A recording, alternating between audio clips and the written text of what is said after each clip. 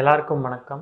நான் இன்னைக்கு கிருஷ்ணரோட துவாரகையை பற்றி பேச போகிறேன். இது என்னடா பழைய கதையாச்சே, இப்போ ஏன் அதை பற்றி பேசுகிற அப்படின்னு நீங்கள் கேட்கலாம். நான் படித்த ஆர்டிகல்ஸ்லையும் சரி, நான் ஒரு கன்க்ளூஷனுக்கு வந்திருக்கேன். சரி, நம்ம இதை பற்றி சொல்லலாம் அப்படின்னு சொல்லிட்டு. ஸோ நம்ம ஃபஸ்ட்டு என்ன பார்க்கலான்னு பார்த்தீங்கன்னா, கிருஷ்ணர் ஏன் துவாரகையில் ஒரு சிட்டி கட்டுறாரு, கிருஷ்ணரோட துவாரகை என்ன ஆகுது அவர் மறைந்த அப்புறம், இப்போ கிருஷ்ணரோட துவாரகை எந்த நிலைமையில் இருக்குது, ரிசர்ச் ஆர்கியாலஜிஸ்ட் கண்டுபிடிச்சது, அதை பற்றி நம்ம என்ன கன்க்ளூஷனுக்கு வரலாம், அதை பற்றிலாம் நம்ம பார்ப்போம். கிருஷ்ணரோட துவாரகை எப்படி கட்டுறாருன்னு பார்த்தீங்கன்னா, ஃபஸ்ட்டு மதுராவில் தான் கிருஷ்ணர் இருக்கார். ஸோ அங்கே ஜராசந்தன்னு ஒரு ராஜா என்ன பண்ணுறாருன்னு பார்த்தீங்கன்னா, கான்ஸ்டண்ட்டாக வந்து கிருஷ்ணருக்கு இடத்துல கொடுத்துக்கிட்டே இருக்கார். என்னன்னு பார்த்தீங்கன்னா, திரும்ப திரும்ப திரும்ப போருக்கு வந்து அதை ரொம்ப டிஸ்டர்ப் பண்ணிகிட்டே இருக்கார். ஸோ இவர் என்ன பண்ணுறாருன்னு பார்த்தீங்கன்னா, இவன் தொல்லை தாங்க முடியல, நம்ம என்ன பண்ணலான்னு பார்த்தீங்கன்னா, நம்ம துவாரகையில் ஒரு அழகான ஒரு சிட்டி கட்டுவோம் அப்படின்னு சொல்லிட்டு என்ன பண்ணுறாரு, அங்கே வந்து சீ கோஸ்ட், இப்போ வந்து குஜராத்தில் சொல்கிறோம். ஸோ அங்கே வந்து துவாரகையில் ஒரு சிட்டி கட்டுறாரு. ஸோ அங்கே பார்த்தீங்கன்னா பாகவத புராணத்தையும் சரி, ஹரிவம்சா டெக்ஸ்ட்லையும் சரி, ஸோ இதை எப்படி கிருஷ்ணரோட துவாரகையை வர்ணிக்கிறாங்கன்னு பார்த்தீங்கன்னா, அங்கே ரோட் கன்ஸ்ட்ரக்ஷனும் சரி, ட்ரைனேஜ் சிஸ்டம் எல்லாமே வந்து பக்காவாக இருக்குது. அங்கே எக்கச்சக்க மரங்கள், செடிகள், பூக்கள், அவ்வளோ பூக்கு தான். அங்கே வந்து நிறைய வீடுகள், அழகான வீடுகள்லாம் இருக்குது, ஜொலிக்குது அந்த வீடுகள்லாம். ஸோ அது மட்டும் இல்லை, அங்கே 9 லட்சம் அரண்மனைகள் இருக்குது, 9 lakh பேலசஸ் இருந்தது அப்படின்னு சொல்கிறாங்க. அந்த சிட்டியோட பரப்பளவு எப்படி சொல்கிறாங்கன்னு பார்த்தீங்கன்னா 80லேருந்து 84 கிலோமீட்டர்ஸ்ன்னு சொல்கிறாங்க. அது கொஞ்சம் ஷாக்கிங்காக தான் இருக்குது, ரொம்ப பெரிய சிட்டியாக இருக்கும் போல். ஸோ ஏன்னா 9 lakh பேலசஸ் இருக்கும்போது கண்டிப்பாக அவ்வளோ பெரிய சிட்டி இருக்கலாம். அந்த சிட்டி சுற்றி வந்து ஒரு ஹை ரைசிங் வால், பெரிய சுவர் எழுப்புறாரு. என்னன்னு பார்த்தீங்கன்னா, எவனாச்சும் வந்து நம்மளுக்கு திருப்பி இவனை குடைச்சல் கொடுத்தானா இந்த சுவர் வந்து நம்மளுக்கு வந்து காப்பாற்றும், ஏதாச்சும் எனிமி வந்து நம்மளை அட்டாக் பண்ணிகிட்டே இருந்தால் அந்த சுவர்லாம் காப்பாற்றுன்னு சொல்லி சுற்றி ஒரு பெரிய சுவர் எழுப்புறாரு.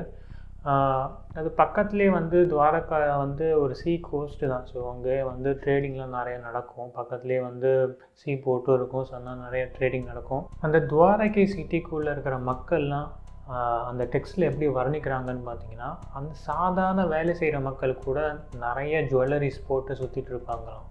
ஸோ அந்த மாதிரி வர்ணிக்கிறாங்க. ஸோ கிருஷ்ணரோட மறைவுக்கு அப்புறம் என்ன நடக்குதுன்னு பார்த்தீங்கன்னா, ஒரு கட்டத்தில் சீ லெவல் ரைஸ் ஆகுது. ஸோ அந்த சீ லெவல் ரைஸ்னால ஹரிவம்சா டெக்ஸ்ட் என்ன சொல்கிறாங்க பார்த்தீங்கன்னா, ஒட்டுமொத்த துவாரகை சிட்டியே அப்படியே மூழ்கடிக்கப்படுது அப்படின்னு சொல்கிறாங்க. அப்படியே வந்து அட்டர் ஸ்ட்ரெச்சில் வந்து அப்படியே அந்த துவாரகையை வந்து கடலுக்குள்ளே போகுது. இது வந்து நம்ம சயின்டிஃபிக் எவிடன்ஸ் வழியாகவும் வந்து ஒரு சீ லெவல் ரைஸ் இருந்திருக்கு அப்படின்னு சொல்கிறாங்க. எப்போன்னு பார்த்தீங்கன்னா, மேஜராக டக்குன்னு ஒரு ஸ்பைக் ஆகுது. எப்போன்னு பார்த்தீங்கன்னா 5500 பிசிலேருந்து 6000 பிசிக்குள்ளே வந்து இந்த சீ லெவல் ரைஸ் இருந்திருக்கு அப்படின்னு சொல்கிறாங்க.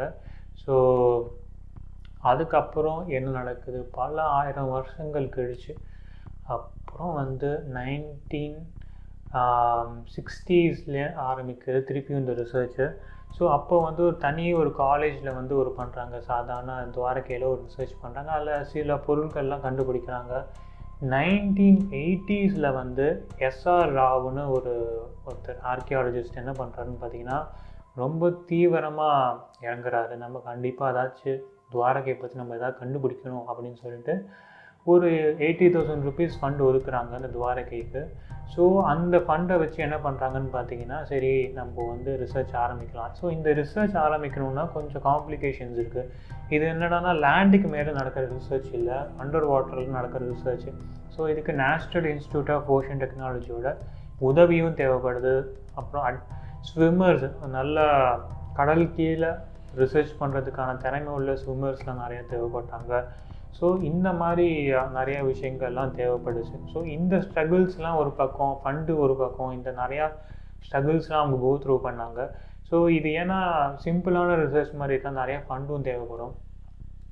எஸ்ஆர் ராவ் வந்து பீரியடில் வந்து இது வந்து கண்டினியூஸாக நடக்குது. 1980ஸ்ல ஆரம்பித்து இப்போ வரைக்கும் நடக்குதுன்னு நினைக்கிறேன்.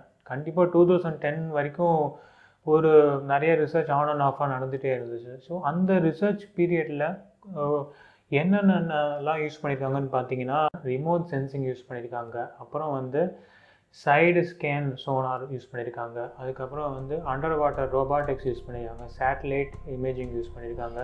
ஸோ இந்த மாதிரி டூல்ஸ்லாம் யூஸ் பண்ணியிருக்காங்க. சரி, இந்த துவாரகை வந்து அண்டர் வாட்டரில் இருக்கிறதுனால இந்த டூல்ஸ்லாம் யூஸ் பண்ணியிருக்காங்க. இதை வச்சு என்னென்ன பொருட்கள்லாம் கண்டுபிடிக்கிறாங்கன்னு பார்த்தீங்கன்னா, உள்ள எப்பயுமே வந்து இந்த மாதிரி சைட்டில் வந்து என்னென்னலாம் கண்டுபிடிப்பாங்கன்னு பார்த்தீங்கன்னா, இந்த பாட்ரிஸ், அப்புறம் சின்ன சின்ன ஜுவல்லரிஸ் இந்த மாதிரி கொஞ்சம் கண்டுபிடிப்பாங்க. ஸோ அதெல்லாம் காமனாக கண்டுபிடிக்கிற விஷயம். ஸோ அதை தவிர என்னென்னலாம் கண்டுபிடிச்சிருக்காங்கன்னு பார்த்தீங்கன்னா, ஸ்டோன் ஆங்கர்ஸு, நங்கூரங்கள், ஸோ போட்டில் யூஸ் பண்ணுவாங்கள்ல, அதெல்லாம் கண்டுபிடிச்சிருக்காங்க. அது 1 2 இல்லை, நிறையா கண்டுபிடிச்சிருக்காங்க. அப்போது வந்து இந்த துவாரகை வந்து நம்ம நினச்ச மாதிரி ஒரு சீ போர்ட்டாக இருந்திருக்கு. ஸோ நிறைய ட்ரேடிங் நடந்திருக்கு. ஒரு மிச்ச சிவிலைசேஷனோடையோ இல்லை நம்ம நாட்டுக்குள்ளேயே நிறையா ட்ரேடிங்லாம் நடந்திருக்கும். ஸோ அப்போ இதை வச்சு சொல்லலாம். அதை தவிர வந்து அயன் பொருட்கள்லாம் கண்டுபிடிக்கிறாங்க. அதுக்கப்புறம் என்னென்னு பார்த்தீங்கன்னா, ஒரு ரோ வைஸாக வந்து வீடு கட்டின மாதிரி ஒரு ஆதாரம் இருக்குது. ஸோ அந்த மாதிரி அப்போ ஒரு சிட்டினால் அந்த தடங்கள்லாம் கண்டுபிடிக்கிறாங்க. அது மட்டும் இல்லை, அந்த செவுறு எழுப்பப்பட்டிருக்குன்னு சொன்னோம்ல அந்த சிட்டியை சுற்றி, ஸோ அந்த செவரோட அமைப்புகள், அந்த செவரோட சின்ன சின்ன பிளாக்ஸ்லாம் வந்து அண்டர் வாட்டரில் இருக்குது. ஸோ அதையும் கண்டுபிடிக்கிறாங்க. ஸோ இந்த மாதிரி விஷயங்கள்லாம் அண்டர் வாட்டரில் கண்டுபிடிக்கிறாங்க. இது வந்து என்னென்னா, நிறைய பேர் வந்து ஒரு ஃபால்ஸான இன்ஃபர்மேஷன் கொடுக்குறாங்க. என்னென்னா, உள்ள பேலஸ் இருக்குது, உள்ளே வந்து சிலை இருக்குது, அது இருக்குது, இது இருக்குன்னு. ஆனால் அந்த மாதிரி நான் படித்ததான் எங்கேயுமே நான் பார்த்ததே இல்லைங்க. எங்கேயுமே அந்த மாதிரிலாம் போட்டதும் கிடையாது, ஒன்றும் இல்லை. இது ஒரு ராங் இன்ஃபர்மேஷன் நான் நம்புகிறேன். ஏன்னா உள்ளெல்லாம் தண்ணிக்குள்ளே ஒரு பேலஸ் இருக்கிற மாதிரியே ஒரு இமேஜே பார்த்தது இல்லை. அந்த அவங்க ஃபைண்டிங்ஸ்லையும் சரி, எந்த ஆர்டிகிள்ஸ்லையும் சரி, அந்த மாதிரி எதுவுமே இல்லை. ஸ்டாச்சு ஒன்றும் கிடையாது. ஸ்டாச்சுலாம் சின்ன சின்னதாக இருக்கும். என்னென்னா ஒரு சின்ன ஒரு இவ்வளோ பெருசு தான் இருக்கும், அவ்வளோ பெருசு தான் இருக்கும். அந்த மாதிரி தான் இருக்குமே தவிர ரொம்ப பெருசுலாம் நம்ம 10 அடிக்கும் சரி, 20 அடிக்கும் சரி, இந்த மாதிரிலாம் எதுவுமே இல்லை. ஆனால் இதில் நம்ம வந்து ஒரு விஷயம் வந்து ஒரு நோட் பண்ணியே ஆகணும். அயன் மெட்டீரியல்ஸ்லாம் இருந்திருக்கு அப்படின்னு சொல்கிறாங்களே. ஸோ இதை வந்து நம்ம கடைசியாக பேசுவோம், அயன் மெட்டீரியல்ஸ் பற்றி. இந்த கார்பன் டேட்டிங்லாம் கொடுக்கும்போது 1500 BCன்னு சொல்கிறாங்க. 1500 BCனா இப்போலேருந்து 3500 இயர்ஸ் முன்னாடி சொல்லலாம். ஸோ 3500 வருஷத்துக்கு முன்னாடி இருந்த பொருட்கள்லாம் இந்த அண்டர் வாட்டரில் இருந்திருக்கு.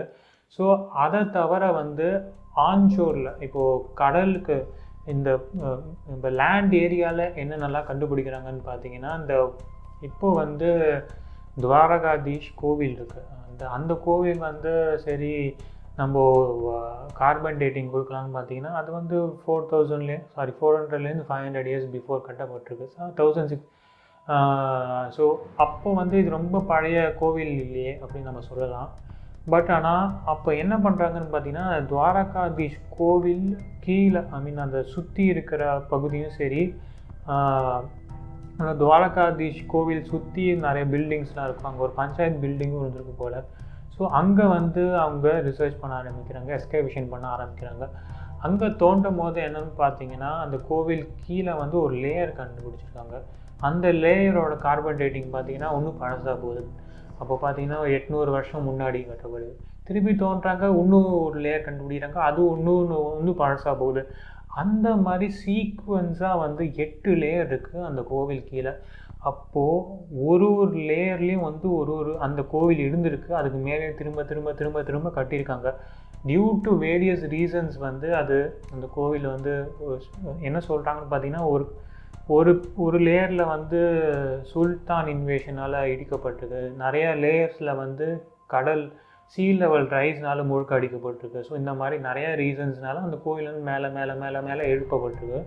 கடைசி லேயர் 8th லேயரோட கார்பன் டேட்டிங் பார்த்தீங்கன்னா 2500 BCங்கிறாங்க. இப்போலேருந்து 4500 இயர்ஸ் பேக் அதோட ஃபஸ்ட்டு கோவில் வந்து 4500 இயர்ஸ் பேக் வந்து கட்டப்பட்டிருக்கு. ஒரு பஞ்சாயத்து பில்டிங்கில் இடிச்சிருக்காங்கன்னு சொன்னோம்ல. ஸோ அதை பார்த்தீங்கன்னா அங்கே ஒரு கீழே பார்த்தீங்கன்னா ஒரு சீக்ரெட் பேசேஜ் போயிருக்கு. இன்னொரு குஜராத்லேயே இன்னொரு கோவிலுக்கு சீக்ரெட் பேசேஜ் போயிருக்கு. அண்டர் வாட்டரில் இன்னொரு விஷயம் என்ன கண்டுபிடிக்கிறாங்கன்னு பார்த்தீங்கன்னா ஒரு முத்ரா மாதிரி ஒன்று கண்டுபிடிக்கிறாங்க. முத்ரானா என்னென்னா ஒரு காயினில் வந்து ஒரு சிம்பிள் மாதிரி இருக்கும். ஸோ அது பதிக்கப்பட்டிருக்கு. ஸோ அதை வந்து கண்டுபிடிக்கிறாங்க. அது அதனால் என்னடா அப்படின்னு நீங்கள் கேட்கலாம். இப்போ நம்ம ஆதார் கார்டு யூஸ் பண்ணுறோம்ல. ஸோ அந்த மாதிரி வந்து ஒவ்வொருத்தவங்களும் வந்து துவாரகையில் வந்து அந்த காயின் மாதிரி ஒரு ஐடென்டிட்டி ப்ரூஃப் வந்து யூஸ் பண்ணியிருக்காங்க. இவங்க வந்து துவாரகையை சேர்ந்த மக்கள் அப்படின்னு சொல்லிட்டு அப்பயே அந்த மாதிரி யூஸ் பண்ணியிருக்காங்க. அதை வந்து அண்டர் வாட்டர் ஓஷன் ரிசர்ச்சில் கண்டுபிடிச்சிருக்காங்க. அது வந்து ஹரப்பன் சிவிலைசேஷன்லேயும் இந்த மாதிரி ஒரு காயின் யூசேஜ் இருந்திருக்கு. ஆக்சுவலாக ஒரு ஐடென்டிட்டி ப்ரூஃப் மாதிரி இருந்திருக்கு. ஸோ மேபி அதுக்கும் இதுக்கும் நிறைய ரிசம்பிளன்ஸ் இருக்குது. ஸோ நம்ம வந்து ஃபஸ்ட்டு சொன்னோம்ல அண்டர் வாட்டரில் வந்து ஒரு அயன் மெட்டீரியல்ஸ்லாம் கண்டுபிடிச்சிருக்காங்கன்னு அப்படின்னு சொல்லிட்டு. ஸோ அந்த அயன் மெட்டீரியல்ஸ்னால ஏன்டா இப்போது ஹைலைட் பண்ணுறேன்னு கேட்கலாம். ஸோ அந்த அயன் மெட்டீரியல்ஸோட கார்பன் டேட்டிங் கொடுக்கும் போது எவ்வளோ வருஷம் பழசுன்னு சொல்கிறாங்கன்னு பார்த்தீங்கன்னா 1500 BC அப்படின்னு சொல்கிறாங்க. 1500 BCனா 3500 years பேக்கு. இதனால் என்னடா அப்படின்னு நீங்கள் கேட்கலாம். பட் ஆனால் அந்த அயன் மெட்டீரியல் வந்து அப்பயே யூஸ் பண்ணியிருக்காங்க நம்ம நாட்டில். நம்மளுக்கு வந்து சிலபஸில் என்ன அயன் ஏஜ் பற்றிலாம் நம்ம என்ன படிச்சிருக்கோம்னு பார்த்தீங்கன்னா 600 BCலேருந்து 1200 BCக்குள்ளே அப்படின்னு தான் சொல்கிறாங்க. சிலபஸ்லேயும் அதான் நம்ம படிச்சிருக்கோம். பிரான்ஸ் ஏஜ், அயன் ஏஜ், இந்த மாதிரி நிறையா விஷயங்கள் சொல்கிறாங்க. ஆனால் அதுக்கு முன்னாடிலேருந்தே நம்ம அயனில் நம்ம நிறைய யூஸ் பண்ணியிருக்கோம். அதை ஏன் வந்து நம்ம நாட்டில் இன்னும் ரிவைஸ் பண்ணல அப்படின்னு தெரியல. அந்த சிலபஸை ஏன் இன்னும் ரிவைஸ் பண்ணலன்னு தெரியல. மேபி யூரோப்பியன் கண்ட்ரீஸ்லலாம் வந்து அப்போது இன்னும் வேட்டையாடிட்டு இருந்திருப்பாங்க போல் அந்த வருஷங்களில். ஸோ இன்னும் வந்து அந்த சிலபஸ்லாம் நம்ம இன்னும் படிச்சுட்ருக்கோம். அயன் ஏஜ் வந்து அவங்க நாட்டில் வேணால் அப்போ கண்டுபிடிச்சிருப்பாங்க. 1000லேருந்து 500 BCக்குள்ளே கண்டுபிடிச்சிருப்பாங்க. நம்ம ஆனால் அதுக்கு முன்னாடியிலேருந்தே வந்து நிறையா அயன்லாம் யூஸ் பண்ணியிருக்கோம். நம்ம விஞ்ஞானபூர்வமாகவே நிறையா அறிவு வந்து நம்மளுக்கு இருந்திருக்கு. ஸோ அதில் எந்த விதமான மாற்று கருத்தே கிடையாது. ஆனால் நம்ம சிலபஸில் கொடுக்க வேண்டிய விஷயம் வந்து ரொம்ப வித்தியாசமாக இருக்குது. அதை எந்த சிலபஸ் பேசிஸில் நம்மளுக்கு படிக்கிறோன்னு தெரியல. அதை விட்டுருவோம். அடுத்தது வருவோம்.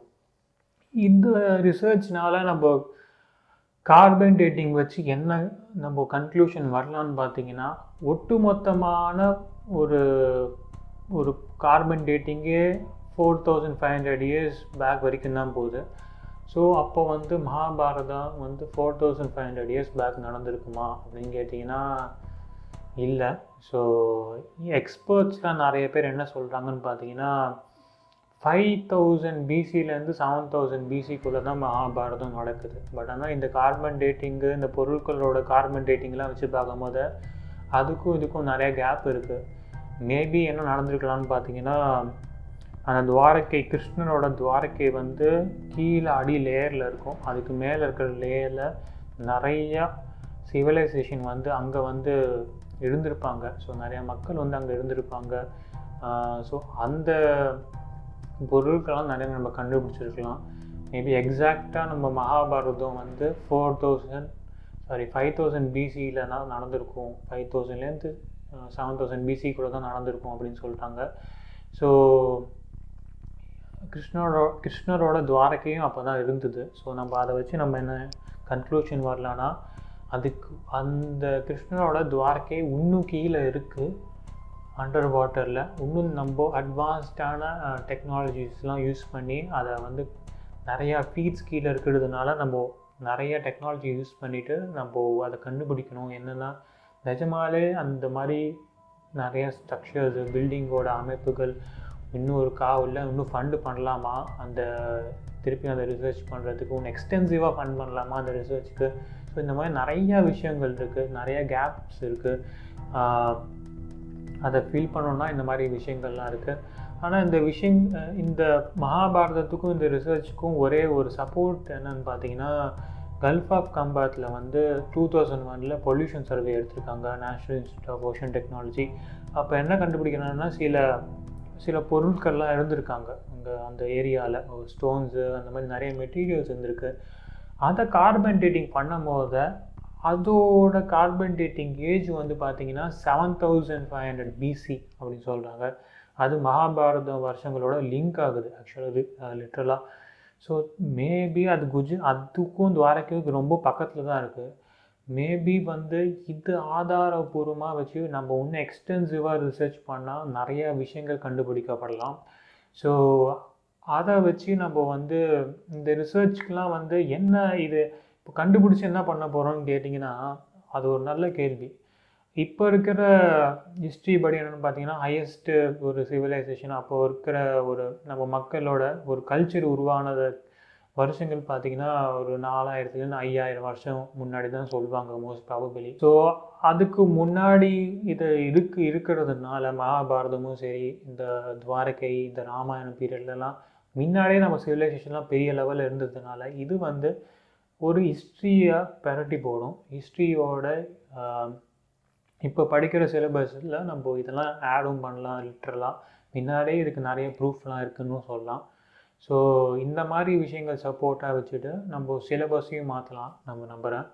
ஸோ இதை தான் நான் சொல்லணும்னு ஆசைப்பட்டேன். உங்களுக்கு நான் சொன்னதில் உங்களுக்கு மாற்று கருத்து ஏதாவது இருந்தது, இல்லை நான் தப்பாக சொல்லணும், இல்லை நீங்கள் இதை ஃபர்தராக ஏதாச்சும் நீங்கள் இந்த கிருஷ்ணனோட துவாரகையில் ஏதாவது ஆட் பண்ணலான்னு நினச்சாலும் நீங்கள் கண்டிப்பாக நீங்கள் கமெண்ட் பாக்ஸில் போடுங்க. நான் வந்து ரொம்ப சந்தோஷப்படுவேன், மனமாற ஏற்றுப்பேன். இத்துடன் நான் இந்த காணொளியை முடித்து கொள்கிறேன். அடுத்த காணொளியில் இன்னொரு விஷயத்தை பற்றி நான் சொல்கிறேன். நன்றி, வணக்கம்.